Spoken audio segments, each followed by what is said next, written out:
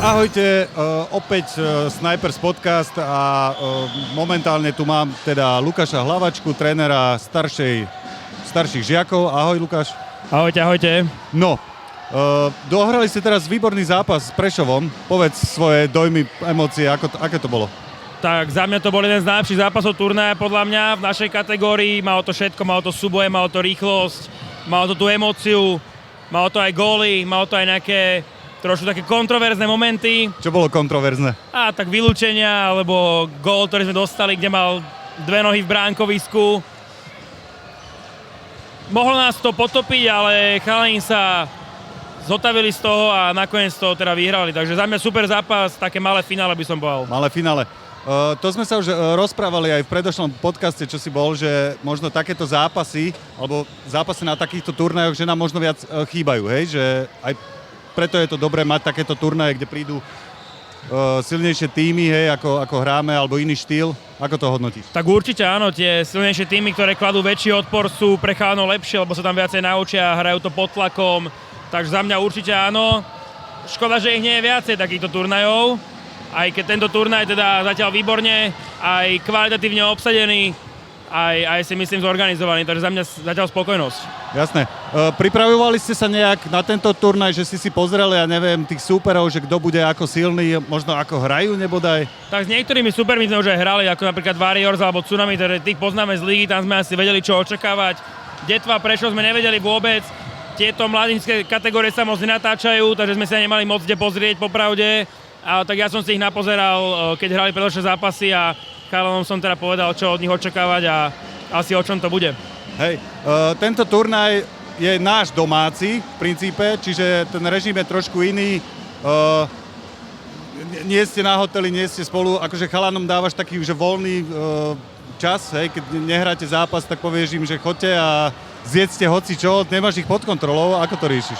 Tak pod kontrolou ich nemám, ale verím im zároveň, že sú to športovci, vidím tú motiváciu, že chcú vyhrať, chcú zostať ďaleko, takže verím, že sa aj navzájom kontrolujú a tak verím, že nechodia tlačiť McDonaldy cez prestávky, ale dávajú si nejaké zdravé jedlá.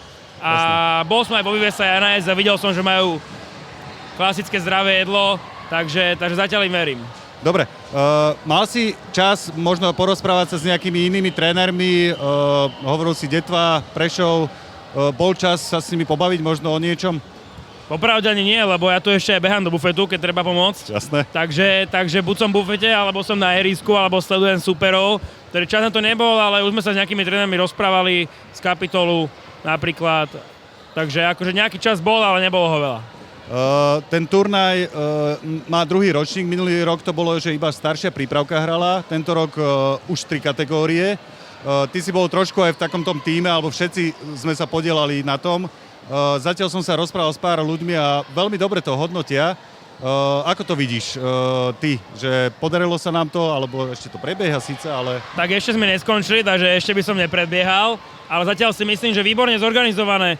Čo treba pochváliť aj Maroša Takáča, ktorý vlastne je taká hlava tohto, aj s Peťom Pauhofom, že to výborne opäť zorganizovali, takže klobučík dole pred nimi a myslím si, že všetko to funguje ako má, ani meškanie nemáme, vyzerá, že aj rodičia sú spokojní, aj tréneri. Meškanie máme trošku, asi pol tak hodinku. dobre, a to dneska, no, lebo boli nejaké problémy s bránkou, som počul vedľa, že boli nejaké diery, takže aj kvôli tomu, ale tak verím, že to meškanie je asi najmenší problém, funguje tu všetko ostatné, máme tu veľa aktivít, ako sú napríklad tá streľba, strelecká zóna, neviem ako to je na Pankuchovej, tam som počul, tiež niečo je, takže za mňa organizácia super, aj som sa rozprával s nejakými rodičmi, keď som bol v tom bufete a tiež hovorili, že to je super, takže som rád, že sa nám to podarilo. Super. Ideme ešte trošku do takej kontroverznej témy, že rozhodcovia.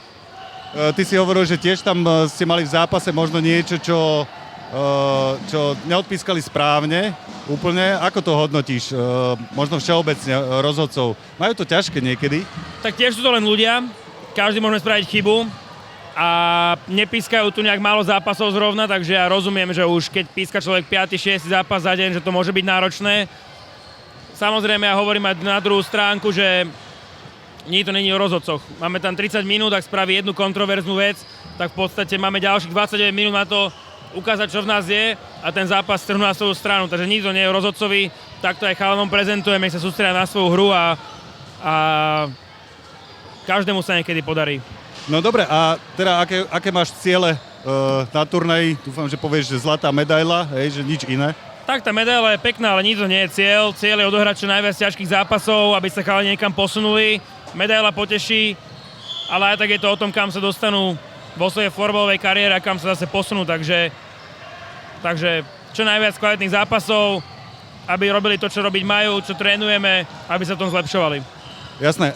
Ja, keď som robil rozhovor predtým, vy ste hrali akurát s tým Prešovom a 3-krát sme museli prerušiť rozhovor, pretože obrovský hluk, hej. Som mal pocit, že je tu plná, je tu dosť ľudí, ale diváci, ako to hodnotíš? Tak, diváci sú naši, takže akože podporovali, bolo to fajn. Bol to, ako hovorím, vypätejší zápas, povedal by som, že na turnaji zatiaľ taký najvypätejší. A som rád, ja tú emóciu mám rád, keď je v tom športe, o tom to predsa je. Takže ja som rád, že podporovali, že prišli, že našli tú cestu a tak. No super. No dobre, tak ďakujem ti za rozhovor, držím palce, nech sa podarí minimálne nejaká teda medaila a vidíme sa, počujeme sa. Ja ďakujem. Ahoj. Dovidenia.